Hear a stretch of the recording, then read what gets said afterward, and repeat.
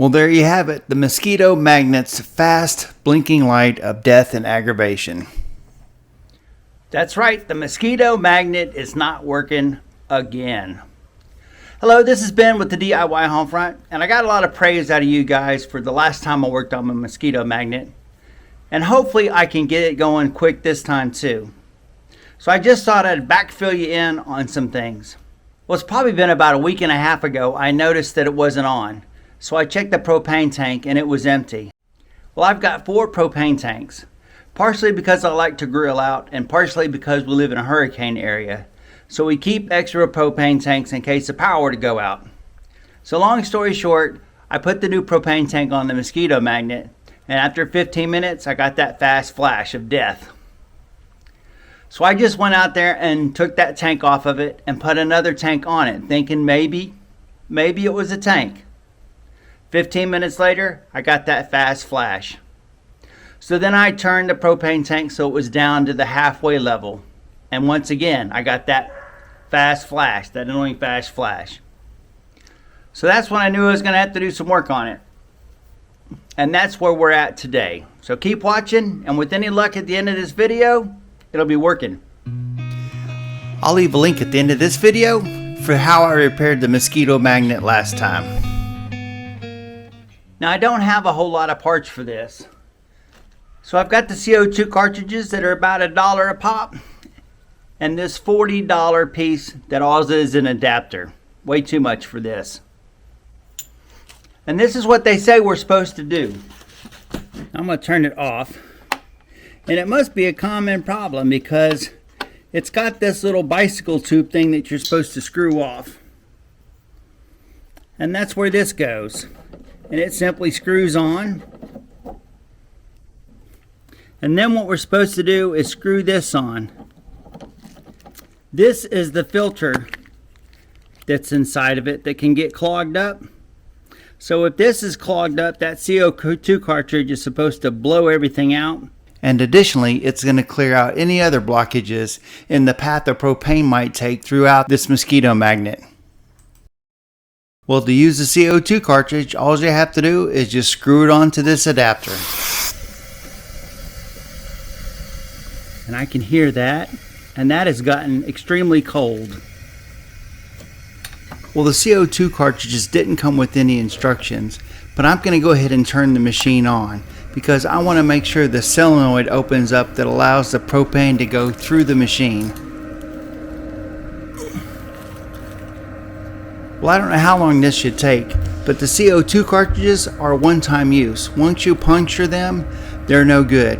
So I'll give it a few minutes for it to completely empty it out, and then we can check and see if that CO2 cartridge actually fixed anything. Well, I went ahead and took the CO2 cartridge off as soon as it warmed up and I knew it was empty, but I couldn't get the adapter off without the help of some pliers.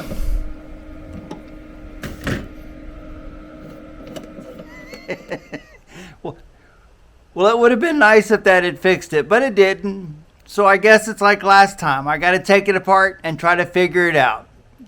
Follow along with me, and hopefully we'll have this repaired. Well, to gain access to the inside of the Mosquito Magnet, you'll need to turn it over and take out the 4 screws that hold it together. And then you should be able to pull the top and bottom green pieces apart. And then you can set it back onto the stand and have access to it and do what you want to do. I started by using my air compressor and blowing the Mosquito Magnet out really well. Now it's time to try to start eliminating things that could be the problem.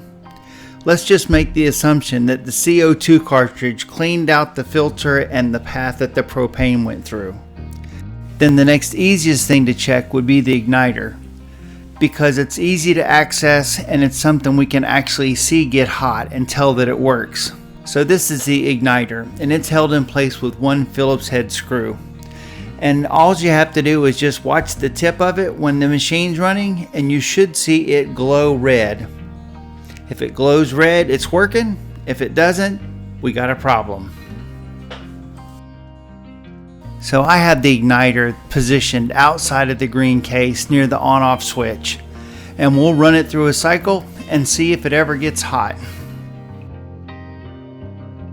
Now if the igniter never does get hot, the next thing for us to check would be the solenoid that actually allows the propane to go from the tank into the mosquito magnet.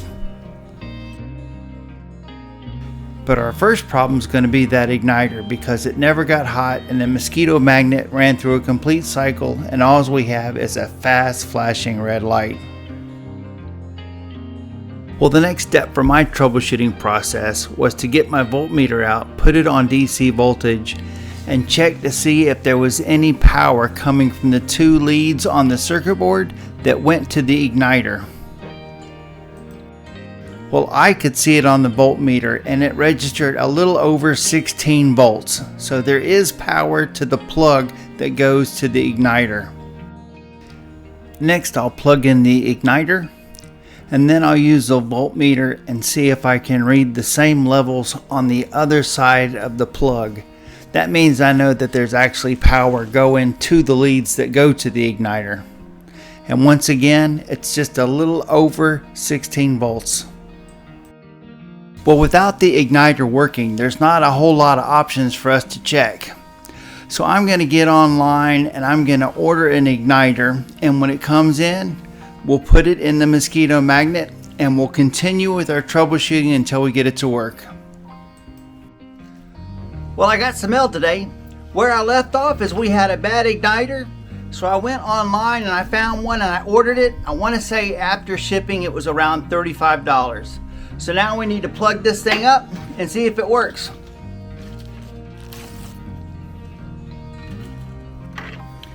It looks like it, doesn't it? Well, I like to look over these parts pretty close while they're still in the package if I can, because sometimes they make updates to the parts and the new part won't fit where the old one was. Looks like there's a small rubber washer that's a little bit different on the one that I've got as opposed to the one that I got shipped. And I'm going to go ahead and take that off because I'll put it on the new one to make sure they're the same. Well, I'll plug the new igniter into the circuit board and then we'll turn it on and see if it gets hot. Well, in the end, it never did get hot, so that means our troubleshooting will continue. Well, I've got the old igniter in my hand and I'm going to take the leads that go to the plug and I'm going to remove them from the plug. And you can do that by prying away the little plastic ends and pulling the wires out. And the reason I'm doing this is because I want to do some more testing on this old igniter. I've got to determine whether I've got two bad igniters, one brand new in the box, or if the printed circuit board is bad. Well, this is the power supply for the mosquito magnet, and you can see that it says it's got an output of 12 volts AC. So let's take the voltmeter and check and make sure it truly does have an output voltage of 12 volts AC. And to my surprise, it had a little bit more than 16 volts AC. And that really got me thinking. The sticker on the igniter has 12 volts on it. And when we checked the printed circuit board, we were actually getting a little over 16 volts DC at the circuit board. So I'm wondering if this power supply is just overjuicing the circuit board and that's causing a problem?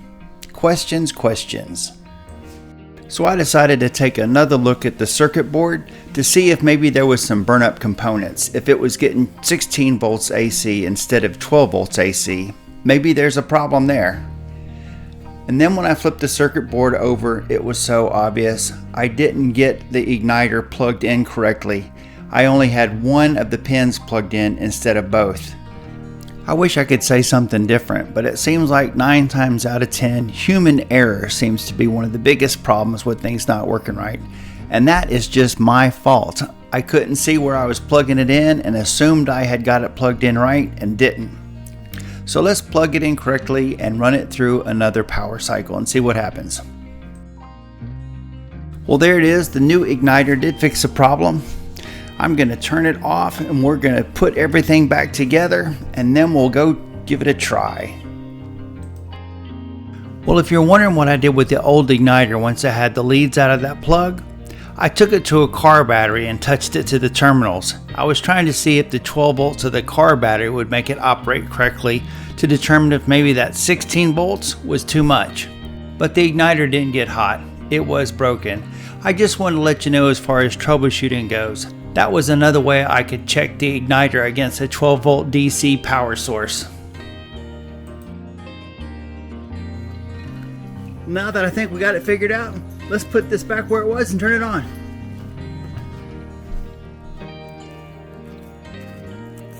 I think later on tonight when I get a chance, I'm going to go ahead and go online and order that part so I have another igniter on hand.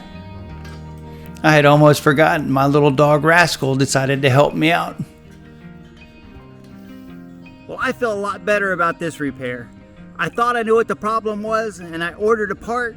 I verified the old part didn't work and the new part did. I put the part in the mosquito magnet and it's working like it's supposed to.